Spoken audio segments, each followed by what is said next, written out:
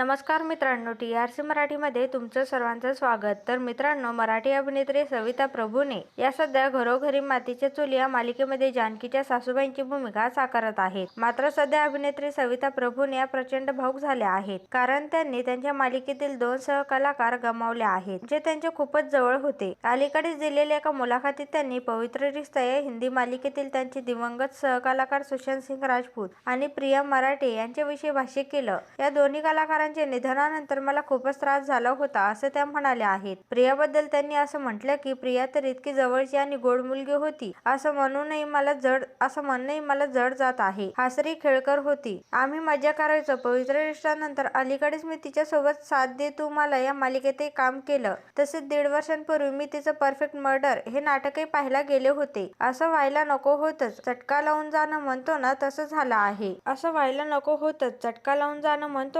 झालं आहे। तिच्या आजारपणाबद्दलही खूपच उशिरा समजलं। आम्हा सगळ्यांनाच खूप मोठा धक्का बसला। सुशांतचा मृत्यू झाला तेव्हाही मला खूप दुःख झालं होतं। प्रिया आणि सुशांत हे दोघेही माझ्या खूपच जवळ होते। ते 2009 ते 2014 या कालावधीत आम्ही एकत्र काम केले होते। माझ्या जवळच्या लोकांना सगळ्यांनाच माहीत आहे की मला याबद्दल किती वाईट वाटले किंवा हे लोक माझ्या किती जवळ होते। अशा भावना प्रिया मराठेच्या निधनानंतर सविता प्रभूने यांनी आता व्यक्त केल्या आहेत।